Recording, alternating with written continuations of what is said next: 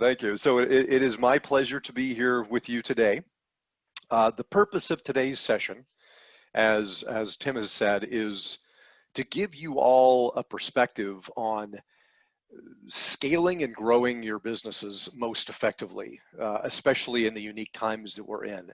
And what's exciting about this is it's going to give you some perspectives. We have an hour today, but you're going to get some perspectives during this period of time that's going to change the way you look at your business, especially around how you're growing it, how you're selling, how you're marketing, and how you're going to market.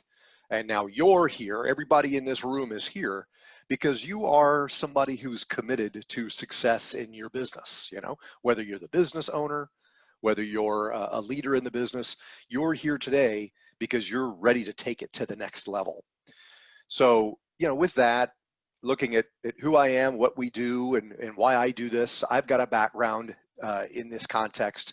I'm considered a transformational business leader. I travel the world facilitating and empowering groups to achieve results that have impact.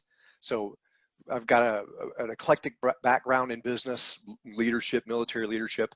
And from my perspective, it's all about doing what it takes. So during the course of today's period of instruction, you're going to be given lots of tools and perspectives on the reality of where we are. And the key is the reality, of the world that we're in right now. So here we are we live in a global economy. We're all out here doing the best we can. Most of you are over in another side of the world than I am, but I'm here in the United States, and we're looking at this reality, this new economy. So what is the new economy? It's actually a buzzword that describes a new way of doing business, contextually around high growth industries that are offering leading edge technology that are really the driving force of productivity. This new economy vernacular was first declared in the late 1900s as high tech companies around, particularly with the internet and computers and the advent of new technologies, were coming into the marketplace. So it really shifted the way people were doing business. So they called it the new economy. 6 months ago, we all went into a condition, kind of a pandemic condition. So the economy got even newer, and we're all going through a shift. Many of us call it, the big reset around doing things differently and trying to figure out how to do it most effectively. So that's the new economy, and that's why we're here today. So statistically, there's some facts around the reality of the condition that we're in business. It's been proven that productivity and results in business increases by up to 25% with companies that are doing what you're doing. They're listening, they're oriented toward learning, and they're aware of global strategies and structures. Companies with engaged employees outperform those by 200%, over 200%. An interesting statistic that I want to put on the table with everybody is we're in a marketplace right now, a global marketplace where you've got generations that are transitioning through. You've got the Generation X, then you've got the Gen Y, which is the millennials, then the Gen Z, and then whatever's coming next. Millennials are actually turning 41 years old this year. So we got to realize, as we're marketing into the marketplace, some of us on this call may be, Generation X, some may be millennials. But Generation Z, which is the generation after the millennial generation, is actually outnumbering millennials on the planet now, but to the tune of about 32%. So I'm telling you this because it's really important to know who we're marketing to, who's running business, right? So, there's some things we have to be aware of. And then in the context of reality, it's a tough time right now. Business, from my perspective, business is a mechanism of value exchange, right? So we're all in business to exchange value.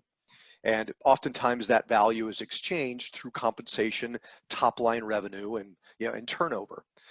So when the pandemic hit, we had an unemployment scenario where the context of business basically shutting down because of social isolation caused the unemployment rate to skyrocket. So there is an implication of a certain amount of unemployment, and this unemployment is kind of an indicator. It's an economic indicator of the status of where we are right now, and it's actually pretty bad, So, but as business leaders, who are committed and oriented toward doing what it takes to overcome these are things we have to be aware of as we're in the marketplace. There's a lot of risks with doing business, whether it be these days or in general. So if you're looking at the statistics here, the risk of small business closure has gone up. Now these statistics, you can see they came from CNBC back in a few months ago. This is when the pandemic first hit. So that we were predicting that there's going to be a closing business rate. Business is going to close. Businesses are going to go out of business because of the pandemic and the social isolation. And they were predicting that over the course of 3 to 5 months, that 34% of businesses were going to be closing permanently. That's a big shift. That's a new economy, right? So ultimately, these figures, when we look at the statistics, point to 3.5 million small businesses closing over the course of where we are now. And we're now in September. We're approaching Q4 of 2020, and nobody really knows what's happening. There's a lot of uncertainty in the marketplace. So what your prerogative is, your responsibility as business leaders is to be able to navigate these waters as effectively as possible with these levels of awareness. Now, according to McKinsey, these are some recent statistics. A lot of small businesses are on the brink of failure because of the pandemic. And again, there's lots of words here, but the key is that 25 to 36% of businesses were at the risk of closing permanently because of disruption from the first 4 months of the pandemic, right? So the pandemic is maturing, it's increasing. We're talking about getting a cure, but in the meantime, we have to be aware of the market conditions and what's happening. And I mean, here are some reflections on closures, on business closures. These are just some of the businesses that have been closing over the past few years, and it's been a massive acceleration over the past several months. So these are just some brands you may be familiar with, but you can see this is the reality. It's really important for us to be able to look at the reality of our condition and understand it. Some additional companies, you may recognize some of these brands. Well, many of these brands now are going away. So I'm telling you all this just to create an awareness in your mind around the reality of our global marketplace, what's happening, and how it's important that we do things differently in the context of staying in business as opposed to going out of business. So looking at all these companies that went out of business, what did they have in common? Well, there were some, a lot of people ask me, Chris, is like, what can I do differently? How can I do things differently? Well, the one thing they didn't do is they didn't adapt to change. So it's really important that as change happens, that you're resilient in that context. I know it's coming up on a long time ago now. It's a classic story around Borders, the bookstore here in the United States. They filed for bankruptcy because they didn't anticipate the change. They didn't anticipate Amazon and what Amazon was going to do. Blockbuster Video, right? Everybody knows Blockbuster with those DVDs, right? And then of course Netflix came out and Redbox. They didn't anticipate the change. So there's 5 primary reasons for business failure in the context of where we are these days. The number one is bad customer service. If you provide value and you provide a service that people are going to get value from, you're going to stay in business. As long as the value implication is there and you're serving your customers most effectively. Budgeting, bad budgeting is a reason. People didn't know what the numbers were. They didn't know what their revenues were. They didn't have a P&L. They didn't have a cash flow statement. So they weren't really tracking on the numbers, and they weren't budgeting correctly and effectively. They also lacked staff. They didn't train their staff. They didn't have their people serving their clients as competently as possible because training wasn't there. They also failed to see market trends or shifts, which is really the gist of what we're talking, is to give you a perspective on what works now and what's going to work into the future. And they were using outdated marketing methods as well. So as we consider these failures, these clients, these were somebody's customers. they were clients themselves as well. So it's really important that as we consider why we're doing this and what we're doing, that it's important for us to be able to see those trends, to be able to anticipate. Anticipation is one of the keys to business success, being able to read the crystal ball and know what's coming. And that's what we're talking about today, is how to anticipate shift and being able to transition and shift and making sure that you're ready to be able to do it. So, excuse me, all this being said, most people in business these days, they're just not really aware of what they're not aware of. You're going through their business, and then a pandemic hits. Governments regulate isolations, and a lot of businesses close down, just like we've been talking about. So it's important for us as business leaders to to to to not go into the condition that so many people go into around. They're just oblivious. They don't know what they don't know, and they don't want to know it. Well, in that context, ignorance is not an excuse for lack of business success. So it's important for us to be able to rise above and be able to have awareness around what it really takes to be able to build a business these days. And it starts with mentality and thought process. So most people these days, and not just these days, but most people in business or in life, operate from what we call below the line. They're blaming the economy, right? They're casting blame. They're blaming the market conditions. Maybe they're blaming economic situations. They're making excuses, and maybe they're in denial again because they're oblivious. They may not know what they don't know. This is not the place to play from. We call that below the line. And again, as I'm talking to you and you're reflecting on this, you're thinking, yeah, I probably know some people that are casting blame or they're making excuses, and they're not taking responsibility, ownership, and accountability and responsibility for their success. This is what we call above the line. So just starting off, as we talk about the context of business and mindset, it's important for us as business leaders to make sure that we're not making excuses basically and having reasons for not being successful. It's important that we rise victoriously above that line, focusing on taking ownership in our businesses, taking accountability for getting results, and then responsibility for making sure those businesses are successful. That's where the champions lie. That's where the players, the real winners in business, the CEOs that actually get results and that create profitable businesses, that's the place they operate from. So it's really important to start off with mindset and awareness of how you're operating in that context from your business.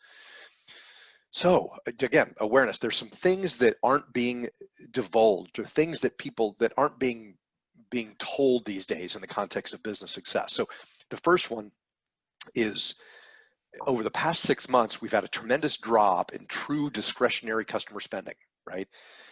We know that to some extent, but if you look at it and if you look at the condition, we're in austere times. It's the times of austerity.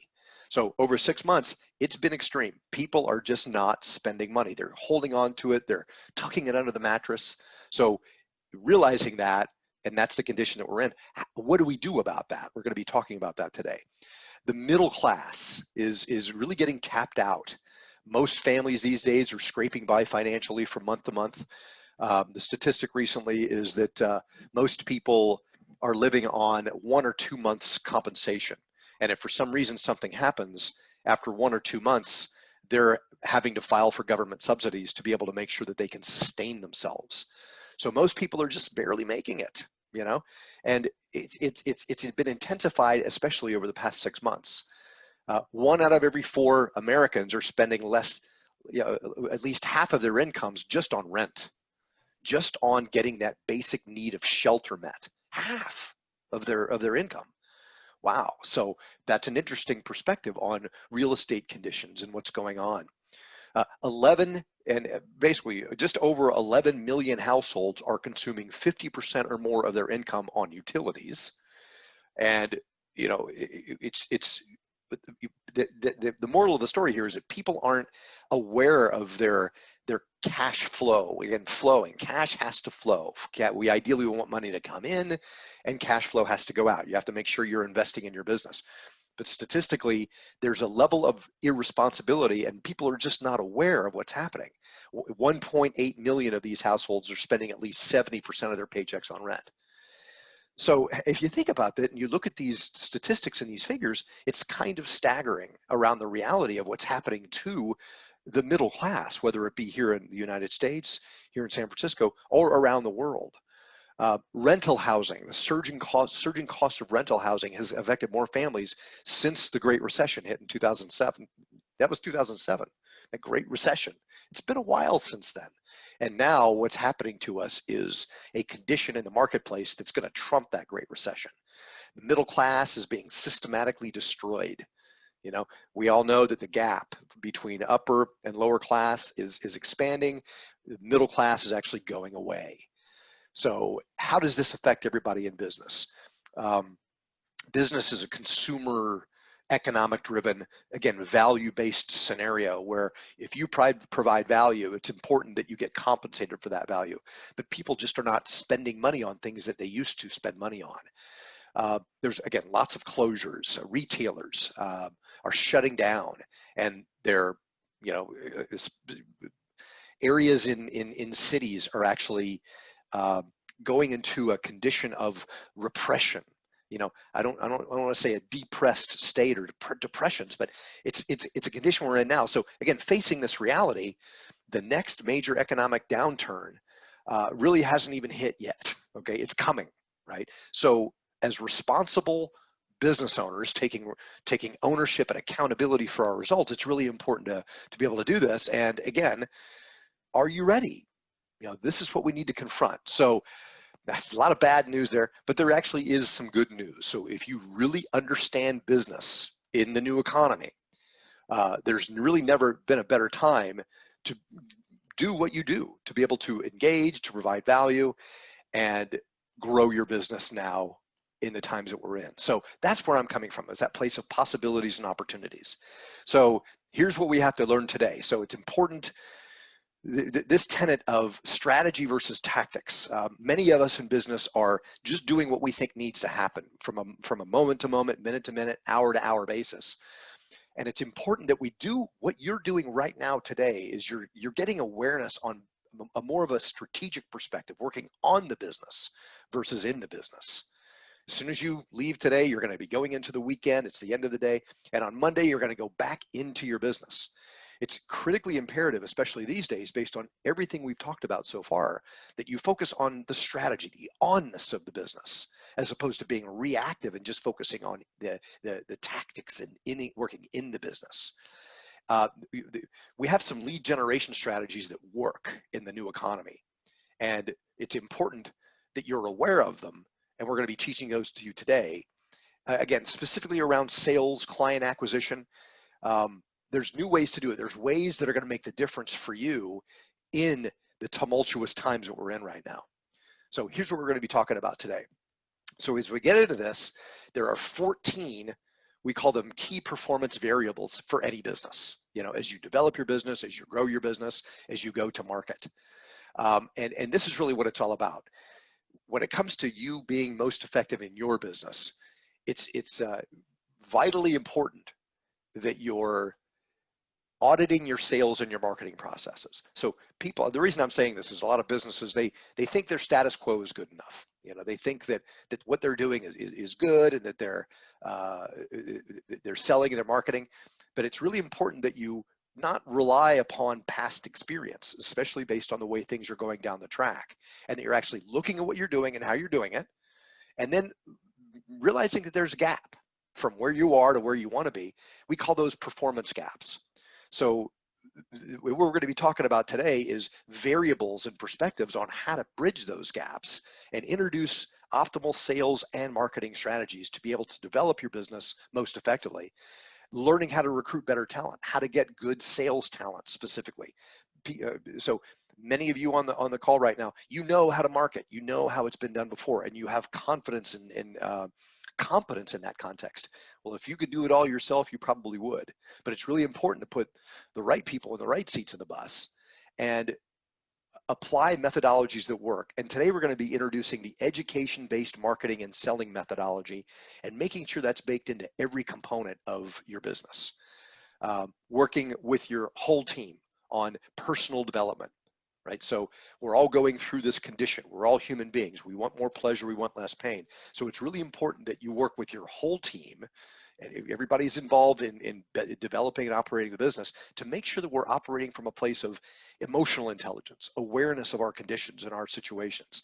And as you train people and condition people to be able to develop your business most effectively, I love the idea of a hot seat, which is training. It's challenging. It's champions are the ones that understand the value of being on the field of play, being in the arena. And this is your prerogative to be able to make sure that you're hot seating and training your team members relentlessly, specifically in the context of business development. That's the essence of what it's about. So there's 4 overriding truths of business these days. The first one is that organizations are perfectly designed to achieve the results that they're getting. I'll let that one sink in. Organizations are perfectly designed to achieve the results that they're getting. So it's important in that context with your organization to always be optimizing, constant, never-ending improvement, right? Kaizen, the philosophy of raising the bar, consistently raising the bar, because your organization, your company is designed right now to get the results that it's getting. So it's important that you as a business leader are oriented toward the possibilities and what can be done. Business success, specifically in the context of business development, is 90% process and 10% magic, right? Magic around closing the deal and being in the right place at the right time, and synergy and market conditions and things like that. But it's 90% in your control around the context of process. So making sure you have the right processes in place, specifically around business development, because excellence comes from perpetual dissatisfaction.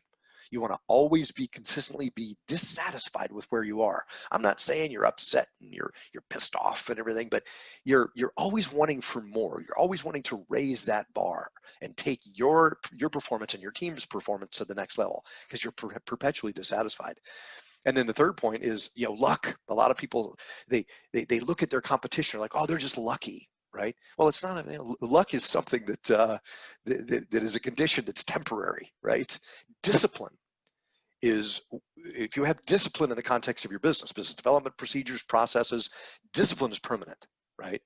Luck is something that's out there, but again, that's below the line, playing below the line, blaming, making excuses, and denying the fact that maybe we don't have the discipline we need to have in our ranks is something to be aware of. That's the third truth. And then the fourth truth is that performance and productivity is ultimately about the individual's mindset and attitude.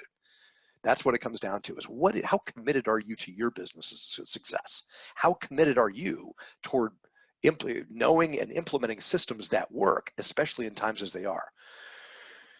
So I've got a lot to give you today, and I'm talking quickly, but it's really important to realize that as we look at our societal condition, our global condition, there's a lot of breaking down that's happening, right?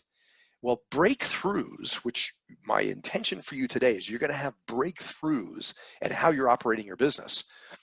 All breakthroughs are precluded by breakdowns. And I say this because many of us these days are in the context of breaking down. How is business done? I'm not sure. What's going on with my business? And there's like panic, and people are aware that things are breaking down, realizing that the possibilities lie on the other end of the breakthrough. So my ideal for you today is that you have a breakthrough in your business, realizing that when times are tough, that's when you have to get tough in those tough times. Business runs in seasons. It's a cyclical scenario. And right now, we're kind of in the winter of business. So it's important while you're in winter, while business is slow, to do what needs to be done to plant the seeds and implement the strategies to be able to generate leads most effectively. So as we talk about generating leads in the new economy, the first thing you want to do is make sure you're separating the suspects from the prospects. And what this means is that we're out marketing, we're telling people how great our business is and the value. It's really important to make sure you're conveying value to the people that are going to glean the best value from your services. And not thinking that you're having a conversation with somebody that, maybe they say they're interested, but actually working with viable prospects, qualified buyers that actually are interested and that have the budget and they can make the decision and they have the need for your solutions. So making sure that you're dealing with prospects, qualified prospects, because again, my experience with business is so many businesses are out there, just, they're throwing a whole bunch of marketing initiatives, a whole bunch of advertising, hoping it's going to work. But hope in the context of business development is not a strategy.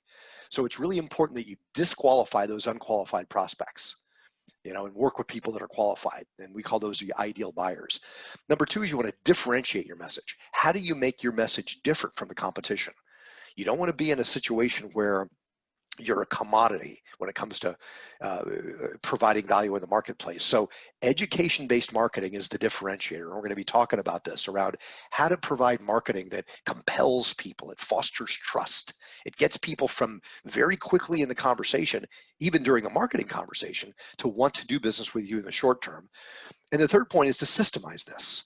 Take a message and apply it through the mechanisms of business development through a process that works, and deploying the system for optimal results, making sure you're effectively executing, following up as well. Following up is the key. I mean, too many people get frustrated because they're not getting results quickly through the process. It's really important that you follow up as you're engaging and deploying the information effectively, and the messages that resonate and that make a difference for your prospects, and that you're actually engaging. Follow up is imperative. Too many people give up too early in the process. So the moral of the story here is, how do I differentiate myself? How do you differentiate yourself when it comes to marketing, and how do you create messages that work? Well, the best marketing, frankly, in this context, as it's up on the screen, doesn't feel like marketing. So what we're going to talk about here over the next few minutes is how to create a message, a marketing message that actually resonates, that doesn't feel like you're doing what your competition's doing, but you're actually educating people and inspiring and giving them perspectives on what they can do and developing rapport. So education-based marketing is where it's at. It's strategic, it gives you tremendous credibility, it gives you authority in the marketplace, and it creates buyers from non-buyers. It actually attracts qualified buyers to you because you're providing a message that's educational. Does it make sense? Around developing trust and rapport with people from the get-go, because you're differentiating yourself as a provider of value, as opposed to pick me, I'm the best. It's not about you. It's about educating your prospects on their possibilities. So it's important that you create a message that's compelling, that educates people on what they can do. And then once you have the message, the key is to deploy this through the mechanisms of lead generation. So what you're seeing on the screen here, these are the channels of marketing. These are the only ways to market a business. With the foundation of a message that's education-based, you can do public relations, online public relations, offline. You can do advertising, online advertising, offline advertising, conventional advertising, radio, television, print ads, collateral and brochures. You have to develop brochures and information that exchanges value during the marketing process. And of course, we have to have an internet presence, a good corporate website, making sure that website's going to work. And then of course, marketing that website online through SEO, search engine marketing, social media integration, ways to be able to get that message in front of those right buyers, and then communicating also directly with those best buyers as well. That's the direct marketing approach. And then of course, when it comes to ultimately selling and persuasion, it's important that you are as effective as you can be in the context of being persuasive. So you're not going to survive in the new economy without the education-based marketing philosophy. Again, the message that's going to make all the difference for you. So when it comes to business, there's so many things we have to do, right? When it comes to developing the business, we get clients and then we need to operate it. As the business owner, there's so many things we have to do. So this is really just kind of a quick snapshot to allow you to reflect on what you're doing and how you're doing it. Are you being strategic? Do you have discipline? Are you applying the skills in marketing that must be applied? Is your sales team as good as they can be? Are you managing your time effectively? We all can be more effective time managers. Making sure that you're doing the right things. Again, education, just like you're doing right now during this webinar. What do you not know that you don't know? And how are you honing that edge and keeping your saw sharp, like Stephen Covey says, right? Positive self-talk, focusing on results, and understanding that when times are tough, you're going to show up emotionally as a human being, having intelligence around that. So this is what it takes to succeed. And really it's about strategy as we talk about working on the business versus in the business. Strategy is not a big complex scenario. It's not a lengthy plan of action. It's the evolution of a central idea through continually changing circumstances. Jack Welch said that. And times are changing, circumstances are changing these days. So it's important to be strategic. So changing your mindset to a more strategic mindset. And that's what we're going to be talking about as we look at the performance variables. So those 14 performance variables, we're going to go through these methodically. And I want you to take notes as we're applying these concepts to be able to apply these to your business in a very short period of time and learn the difference is going to make. The first one is to get more leads. How do I get more leads? Well, I want to get more leads. I want to be able to get those best buyers, to be able to see the value that I provide. There are certain ways to do this. And again, the 8 building blocks of marketing. Going online, how's your online presence? Is your website something that works? A lot of websites are out there that they're just not effective. They're brochures. They're just a placeholder where people aren't being compelled. They're not driven to the website. So creating a website that works. Going to trade shows. These days trade shows are being done virtually. I think of a technology trade show here in the United States, the CES show. Many of you that are in technology, whether you're in Turkey, whether you're in Australia or whatever, come to this CES show, the Computer Electronics Show, every year, and it makes the difference. It gets you in front of people that want to do business with you. And again, these are mechanisms that work. Advertising. A lot of people say, well, Chris, advertising doesn't work. Well, it doesn't work if you don't do it right. When it comes to putting the right message in front of the right people in the right channel. Advertising is the best way to be able to foster that top of mind awareness. Direct mail, whether it be direct marketing, it could be direct email, lumpy mail. There's a whole strategy that we talk about to be able to engage your ideal clients, specifically whether it be through the mail, through email, and telemarketing is included in this as well. Communicating directly with those ideal clients, and then of course public relations. Some people say that, hey, the best way to do public relations is to hire a PR firm. Well, not necessarily. Public relations can be a really good cost-effective strategy if you wield those strategies effectively. So in the context of public relations, for example, we look at sponsoring teams, being perceived as a philanthropic provider. You don't have to be a nonprofit to be able to create a good reputation in the industry. So sponsoring events, sponsoring activities, press releases, writing industry articles, maybe writing a book, speaking, getting out in front of audiences as well. So these are some of the strategies that work. So again, as you're taking notes and you're looking at these things to do, the next one is collateral and brochures. How are you differentiating yourself in the context of marketing and sales literature, promotional pieces, white papers, cut sheets, information that you can deploy to get in front of those prospects to be able to convey your value most effectively. And then, of course, personal persuasion, as we talk about in the context of selling. So this is the first performance variable, is using those 8 building blocks of marketing based on what works for you, not what's going to work for somebody else or what works for your competition, but specifically what's going to work for you in your business. So as you consider this, it's important to be able to look at these and realize, how are you applying these to your business? How are you performing effectively when it comes to generating leads? That's the first variable. The second variable is creating more meaningful communications and building rapport with prospects. So this now, as you can imagine, as you generate those leads and you get people to realize, I want to talk to this business because they've got value that I want to receive, it's important to realize that as you build that competence to be able to create that message, the meaningful communication and building rapport is the imperative, lest you come across as a commodity in business. So having the right talent in your business to sell and enroll effectively. For my definition of selling, and you want to write this down, sales is the process of enrolling people to achieve their vision by leveraging your solution. Again, it's the process of enrolling people to leverage or to achieve their vision, the process of enrolling people to achieve their vision by leveraging your solution. It's their vision, not your vision. So it's important to understand, what are you doing to be able to communicate most effectively? That's the second performance variable. The third one is converting leads into appointments. So we have a lot of leads we're generating through those the building blocks of marketing, and once the lead's generated, it's important to be able to convert that lead into an appointment. Too many people take this for granted.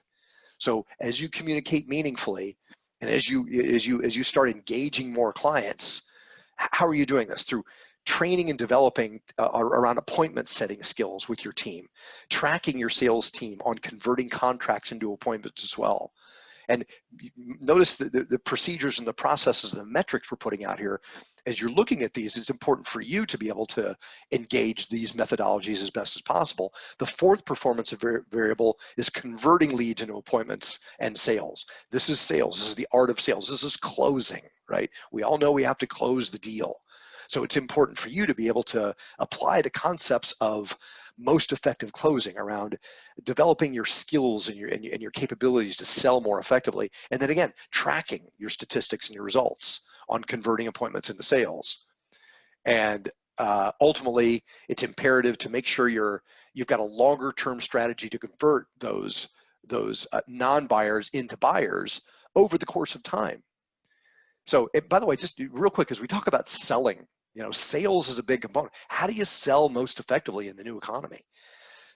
Well, we are responsible for selling our business as business leaders. And at the same time, as we put the right people in the right seats in the bus, the old methodologies of selling just don't work anymore. Cold calling, qualifying leads. The new mechanisms of selling is all about social capital, trust, educating people and engaging them, because there's so much static, so much white noise in the marketplace. So it's important that you customize your sales model into a mechanism that works.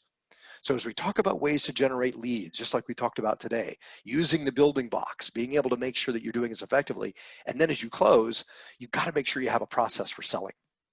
So on the screen right now, you can see this is a classic 7-step sales process.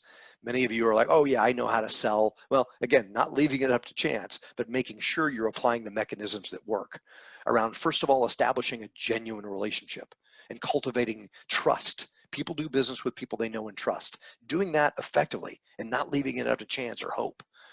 Cultivating their need, introducing them to the need they didn't know they had, and doing that with precision and effectiveness. Building value based on that need is the next step. How can you talk about the value you provide in the marketplace based on the need and the rapport that you've developed with your unique prospect? And then justifying value based on that need, and making sure that the need and the pain that you've ferreted out during the second step is actually justified. And then, of course, you're creating desire for them to be able to work with you, and preempting objections as well. Objections, a lot of people say in the sales process, well, objections just happen. Well, think about the objections that you typically receive in the context of developing your business. What are those objections? Because the toughest objection to overcome is the one that you don't know the answer to. So knowing what any possible objections can be, preempting them during the initial steps of the sales process, and then ultimately enrollment, which is closing the deal, closing effectively. If you do the first 5, 6 steps right in this sales process, the closing just becomes a logical evolution of the conversation. And then, of course, as we mentioned before, following up.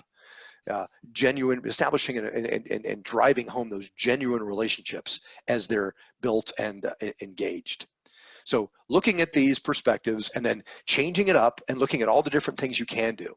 So as we're looking at these revenue generation strategies, the first 4, getting more leads, creating more meaningful communication and building rapport, converting those leads into appointments, and converting those appointments into sales. The remaining performance variables are about creating raving fans to make sure you're retaining those clients. How can you make sure that the people you're doing business with want to keep doing business with you? Aggressively seeking feedback, getting testimonials, getting that social proof, bringing in experts on relative topics, being able to create joint venture relationships with companies that complement your solutions. Maybe doing activities, as we talked about in the context of public relations, to be able to make sure that your clients realize how important they are to you, and doing things without constantly selling, right? Again, we have to sell, but not coming across as being salesy and getting your needs met. The imperative with business development is you're focused on getting the needs of your prospects met. Getting more dollars per transaction. So how can you get more money as you're engaging? Upselling, cross-selling. Make sure you're tracking performance and you're increasing the dollar amount, the number amount of your average sale. So making sure you're focused on getting more dollars per transactions. Frequency, performance variable number 7 is how can you get clients to buy more? How can you get them to be able to, let's say that you've got a solution where people can actually buy more frequently. How can you create the mechanisms and the processes to be able to compel people to buy more effectively? Re-engaging inactive or lost clients. Ideally people aren't gonna leave, but the key is to understand if for some reason you don't have a client anymore, why did they leave? Why did they stop doing business with you? It's important to understand that and then be able to create a campaign to be able to re-enroll those people that may have stopped doing business with you. Selling deeper into existing accounts as well. When it comes to your getting more solutions positioned. Right now you've got existing clients. How can you generate more money through your existing process or your existing client base? Awareness of this and is the key, and then developing the systems to be able to do this most effectively. Encouraging referrals. Do you have a referral system in place? There's 2 types of referrals, a passive referral where people are beating a path to your door because you have great value in the marketplace, and then an active referral, which is where you're actually asking those referrals at the right time in the right way to get predictable results. Performance variable number 11 is making sure you're training and managing your sales team, because that's the key. It's that hot seat. It's that thinking that you're good enough and always raising the bar and consistently improving. So making sure you're training and having a training regimen and a process in place. And then of course, enabling analytics. You got to have the statistics. You got to know how your results are being gleaned through the process. So making sure you've got analytics on your website. You've got analytics when it comes to how you're deploying your sales process, and making sure you've got analytics everywhere. Managing your online reputation. We're all online. Google your name, by the way. Google your business name and see what your reputation's about. That's what everybody else is doing. So making sure that you're doing the right things to manage your online reputation effectively, and then looking at all the ways that you can market your business online. There's such a vast array of marketing, whether it be social media. These days, there's some really great social media platforms that work. Your responsibility is to make sure that you're working those social media platforms as best as you can and selling effectively. So ultimately what it comes down to is, we're wrapping this up, it's about mastery.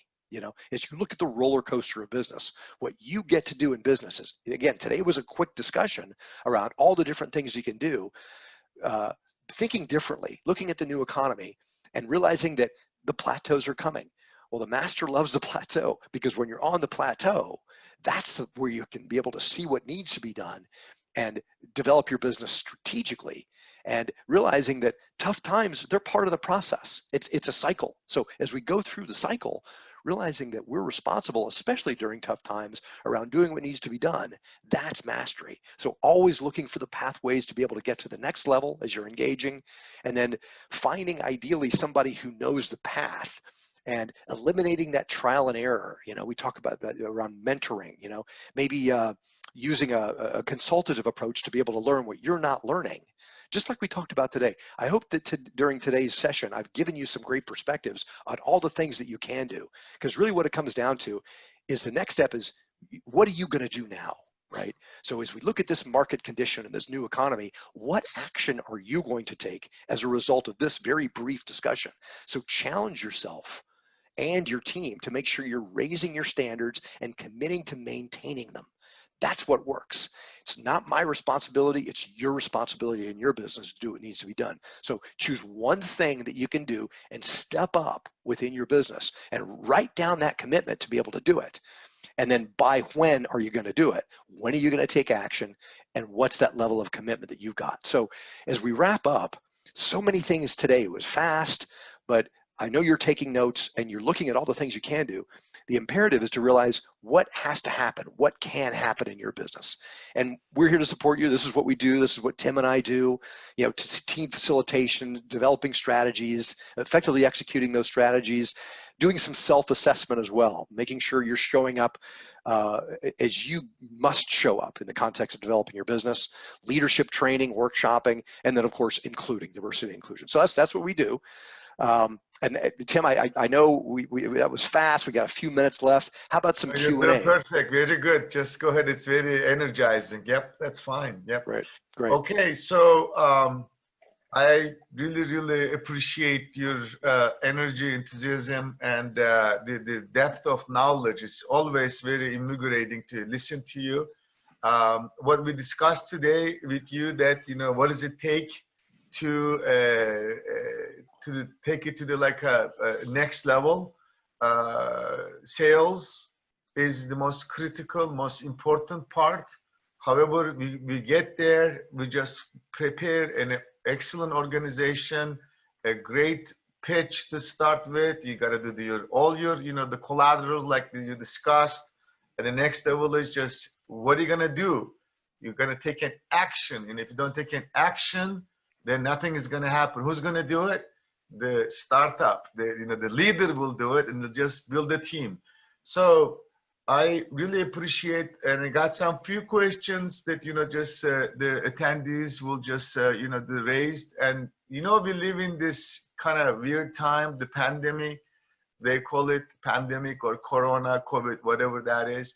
And do you think that this new era, I call it, just a new world, that you discuss so much about the kind of a little depressing as a business people, just like a businesses coming down and all that stuff. Do you think that was just because due to recession, or it was because of the new changes, new forces coming in the market? So how is the COVID? I'm going to wrap up like a few things in this question because there's so many of that. How is the COVID, first of all, stopped or encourage a new business since we're in technology? So what does that mean as a first opportunity? Second thing is, under the Trump or what's happening in the United States, I am in the in foreign land. I don't know your country. I want to come to Silicon Valley. I want to open a business. What would you say to people? What's going on in the United States? Business, technology, and then what is it? Pestel, the name they call it, political, economic, social, environment, legal, all that stuff. If without going into so much, detail, just to briefly explain to us, what do you see, what do you encourage people to do? Okay, so Tim, I mean, the first perspective on that is that to realize that this downturn that we're in right now was kind of forced upon us, right? The global economy is doing really well, right? Yeah. And who was going to predict that we were going to have a virus, right? A pandemic. Yeah. So the reason I'm saying that is this downturn is not something that's been economically driven. We've got healthy engines in place. Global economies have actually been progressing as economies do. You can take, macroeconomics understanding that, but realizing that this pandemic was thrust upon us. So the meaning of that is that the economy is healthy. And as we lift this requirement of social isolation and separation, we're going to fall right back into a mechanism, into a machine that's healthy, right? So keeping that in mind, and then toward your other point, you're right. Look at you and I are talking. We're in a Zoom room right now. It's a great solution. It's technology. Technology is thriving. It's one of the key economic sectors that's actually thriving these days. So if you've got a technology, it's really important to make sure that you're deploying that capability to be able to empower remote virtual working. Because we're realizing it started about 6 months ago. Now we're 6 months into it. It works. And the key is you have to work it and leveraging technologies. And here in America, here in Silicon Valley, you're going to see over the course of the next months and even years how this culture, this pandemic of people having to do what needs to be done because of necessity is driving people toward creating innovations that actually work. With that statement that I just made, that should motivate you as a technology business leader to confidently deploy your capability in a way that works and provides value in this interesting economy, because we're not always going to be shut down. And the beauty it really is kind of a beautiful thing right now during this tough time, at least this is what I'm experiencing here in the United States, and I'm seeing it globally as well, is we're creating mechanisms that are going to carry us into the next century or actually decade and century because of necessity. And that's where it's your responsibility as a technology provider to deploy those mechanisms with good, effective strategies and make sure you're providing value and creating value as effectively as you can. Does that answer the question, Tim? Yes, it does in a lot of ways. That's very good. So what you're saying today, that, one very important messages that I like to, I just like conveyed what I learned from you, and I also see it in my professional life as well as what I do too. The new way of doing business is around us right now. And actually, it's very good opportunity for the global players, right? Because you're being in the United States physically, it's just now eliminated. Now you can do remotely, you can come in a lot of stuff. So what we need to do is be really smart, learn all this, the new tools, like Chris is talking about, that, we got to know how to do this thing. So if you don't know how to do, you just have to go to an expert. You ask them. And there are around you guys in Turkey, but we're here also helping you with this kind of knowledge. What is the knowledge? So the Chris is, an expert in just teaching you how to scale. What are those key performance factors? He gives you, walks you through, 1 to, 14, and then he just makes you and understand. But always is up to you guys to do it. So at least what you can do, the opportunities that exist in the United States and all around the world, I believe personally, the pandemic actually created more opportunities for us, especially technology-focused, technology-oriented companies. There is no activity stopped in terms of the investment in the valley. We're about $15 billion. Maybe some sectors just hurt, like travel, just maybe the malls, you go to, the shopping, but it's all replaced. Nothing is stopping. It's just taking a new form, right? This is a law of the thermodynamics, right? No energy is lost. It just takes a new form. So, so in that, Chris, let's just make it bring it down to the basic level. Okay, we just talk too much like theory here and all that. So if I am in Turkey, I want to come and become a global leader. I want to do sales. So what do you think that, you can do for them, or what they should do? So what do you recommend to them to do? That's just like very simple. Okay. So it's really important, again, back to working on the business. It's really important that you again, we talk about awareness and developing a strategy that works. One of the solutions that we offer it's a business growth planning process. It's called a growth map process. And you can see, by the way, my contact information here on the screen. If you want to learn more about the process, again, here's my LinkedIn profile. I'd love to see everybody on LinkedIn. LinkedIn's a great tool to connect. Yeah. And again, that's LinkedIn. And then, of course, on the website, it talks about the growth map process. And we actually have a deliberate process where we run business owners through a process to be able for them to develop a solution that works for their business. And the key is to commit to a process like that. Don't assume it's going to happen. Don't assume that you know what needs to be happen. Just like we talked about early on in this hour, it's important for us to be able to see what we're not seeing and know what we don't know. And that's one of the solutions that we offer, is a growth map planning process. Awesome. And again, if you want to know more about that, you can, my contact information, again, as we look at this, it's on the screen. Send me an email, go to my website, and I'd love to be able to have a confidential, just, complimentary conversation with you about how we could make that work for your business.